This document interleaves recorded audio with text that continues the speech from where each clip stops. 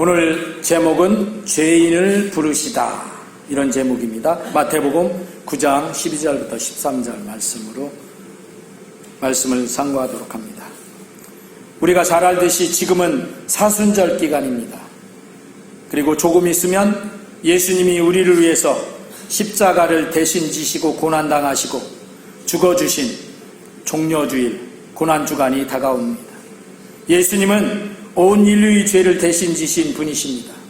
그런데 오늘 본문 말씀에서는 건강한 자가 아니고 의인이 아니고 병든 자와 죄인들을 향하여서 오셨다라고 힘주어 말씀하시는 그런 말씀입니다. 병든 자에게는 의사로, 그리고 죄인들에게는 대속자로, 구속자로 오신 것입니다. 보통 세상 사람들은 약자보다는 강자를 선택하죠. 그리고 가난한 자보다는 부자, 또 큰 자 편에 서기를 좋아합니다. 왜 그럴까요? 그래야 자기 자신에게 암만 해도 이익이 될 가능성이 많기 때문에 그렇습니다. 그런데 예수님은 늘 강자보다는 약자의 편에, 그리고 부자보다는 가난한 자들 편에, 큰 자보다는 작은 자 편에 서기를 자처하신 분이십니다. 그럼 예수님께서 왜 이렇게 예수님께 도움도 안 되는 약자 편에, 작은 자 편에 서셨을까요? 오늘 이런 질문을 계속 설교 말씀이 끝날 때까지 갖고 들으시면 은혜가 될 줄로 믿습니다. 오늘 첫 번째는 우리 진정으로 갈급한 심령이 하나님의 은혜를 덧입는다 하는 것입니다. 그리고 두 번째는 내 심령이 그렇게 갈급함으로, 사모함으로 주님 앞에 서자 하는 것입니다. 할렐루야. 자기 자신이 건강하고 흠결이 없다고 생각하는 사람은 고쳐주러 오신 예수님이 별로 필요치 않습니다. 왜? 고칠 것이 없으니까요. 나 고칠 것이 없다 이렇게 생각하니까 예수님이 와서 만져줄 필요가 없잖아요. 그런데 나 고침 받아야 된다 하는 사람은 예수님이 꼭 필요해요. 그래서 예수님이 꼭 오시기를 간절히 바라는 그런 마음들이 있는 것이죠. 또 그리고 자기 자신이 의롭다 여기는 사람은 회개의 마음이 없을 수밖에 없어요. 내 의로운데 뭐 내가 회개하고 자시고 그런 게 뭐가 필요하냐 이렇게 생각하기 때문에 그렇습니다. 한번 누가복음 18장 10절부터 14절 말씀을 우리 천천히 같이 합독해서 보고, 이 두 사람이 나오는데 그 두 사람을 보면서 한번 말씀을 상고해 보도록 합니다. 시작. 두 사람이 기도하러 성전에 올라가니 하나는 바리새인이요 하나는 세리라. 바리새인은 서서 따로 기도하여 이르되, 하나님이여, 나는 다른 사람들 곧 토색, 불의, 간음을 하는 자들과 같지 아니하고 이 세리와도 같지 아니함을 감사하나이다. 나는 일해에 2번씩 금식하고 또 소득의 11조를 드리나이다 하고, 세리는 멀리 서서 감히 눈을 들어 하늘을 쳐다보지도 못하고 다만 가슴을 치며 이르되, 하나님이여 불쌍히 여기소서, 나는 죄인이로소이다 하였느니라. 내가 너희에게 이르노니 이에 저 바리새인이 아니고 이 사람이 의롭다 하심을 받고 그의 집으로 내려갔느니라. 무릇 자기를 높이는 자는 낮아지고 자기를 낮추는 자는 높아지리라 하시니라. 아멘. 여기에는 바리새인과 세리 두 사람의 기도가 나오고 있습니다. 누가 갈급한 심령입니까? 세리죠, 세리. 바리새인은 어떻게 기도해요? 나는 저 사람들처럼 불의하고 토색하고 간음하고 이렇게 안 하고 나 잘하고 있는데, 그러니까 갈급하지 않죠. 나 잘하고 있는데 뭐. 근데 세리는 어때요? 감히 하늘을 쳐다보지도 못해요. 하나님 앞에 너무 내가 죄가 많아서.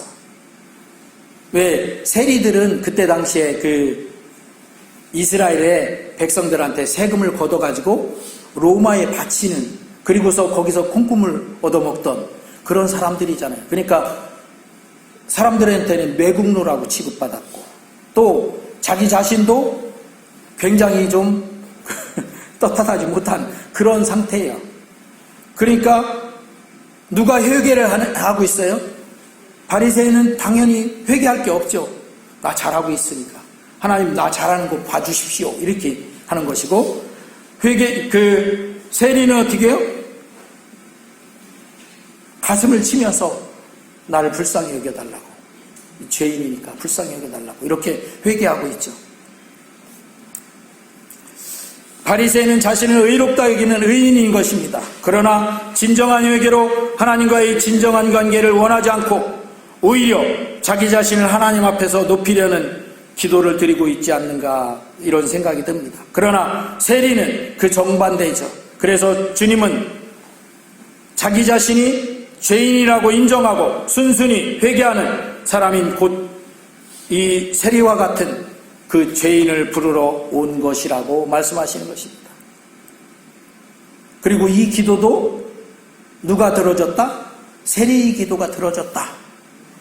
그런데 겉으로 이제 다른 사람들이 볼 때는 바리새인과 세리를 놓고 보면 세리는 천하의 몹쓸 그 죄인이고 바리새인은 열심히 노력하는 그런 의인이요, 인정받는 사람들이란 말이에요. 그런데 예수님은 두 사람 중에 세리의 기도는 들어졌고 바리새인의 기도는 안 들어졌다, 이런 얘기죠.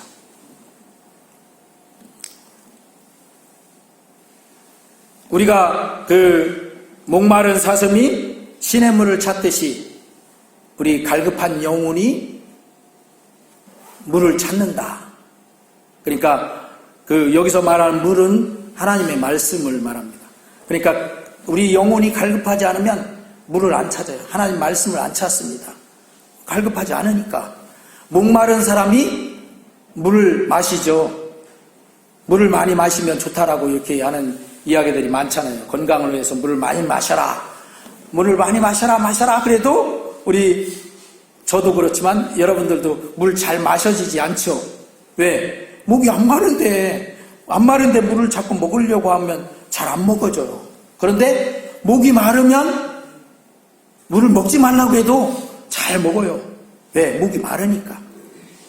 그것처럼 우리 영혼이 목이 말라야 되는 그런 갈급함이 있어야 된다 하는 것이죠. 그래야 하나님 앞에 은혜를 갈망하는 마음이 있고, 갈망하는 그런 마음이 있는 그 사람은 하나님의 은혜가 우리에게 부어지면 족족 다 마시는 거예요. 다 그걸 받아들이는 거예요. 그런데 갈망하지 않는 그런 사람은 하나님의 은혜가 설사 부어져도 그 은혜로 안 받아요. 그냥 여사. 우리 은혜라는 찬송에, 은혜라는 찬양에 그게 당연한 것 같았다 이렇게 하잖아요.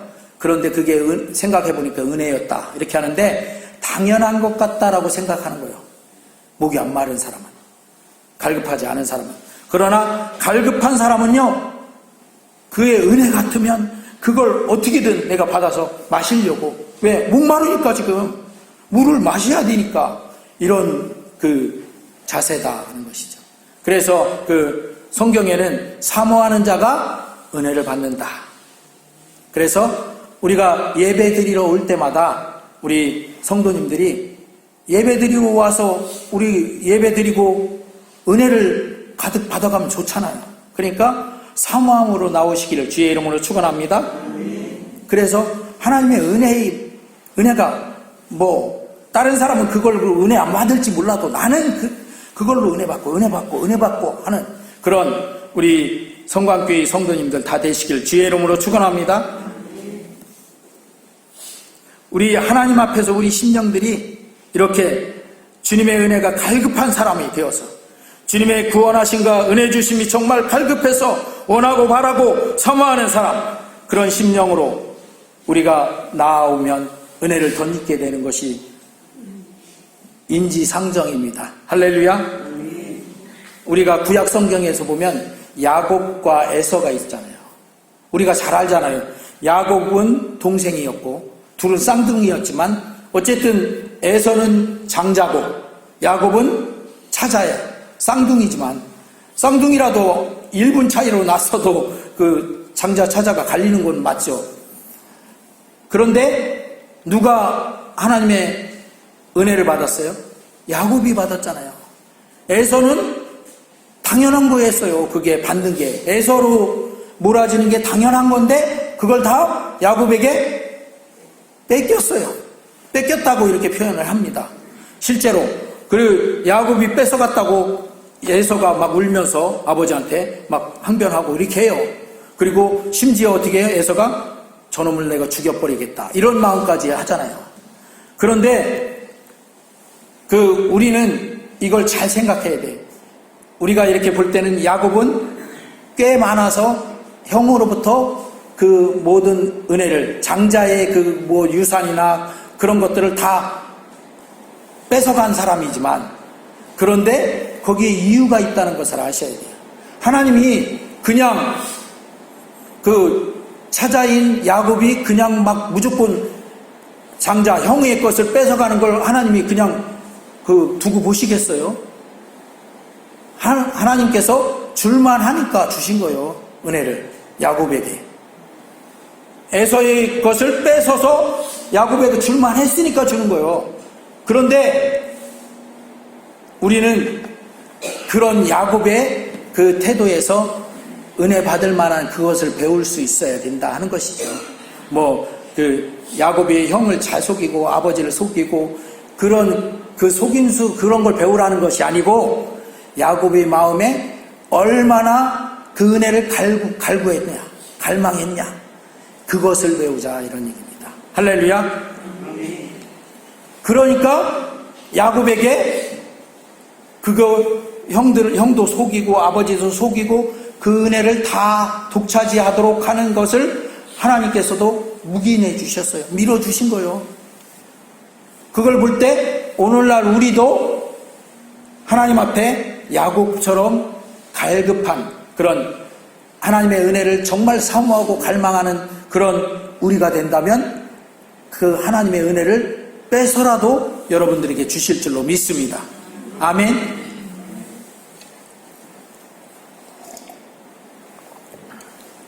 어떤 사람들은 저 사람은 은혜를 많이 받는 것 같은데 왜 나한테는 하나님이 은혜 안 부어주시는 거야? 자기가 은혜 받을 만한 그런 갈망함이 없으면서도 왜 안 주는 거야? 그런 시기하고 그런 경우들이 많이 있어요. 그런데 그런 때는 그런 마음이 혹시 들거들랑 내가 하나님의 은혜를 갈급한 사모하는 자가 되면 돼요. 할렐루야. 그러면 하나님께서 야곱에게 에서의 은혜를 뺏어 주셨듯이 그렇게도 주신다니까요. 할렐루야. 오늘 우리는 내 심령을 돌아봐야 합니다. 정말 나는 주님의 은혜를 목말라 하는가?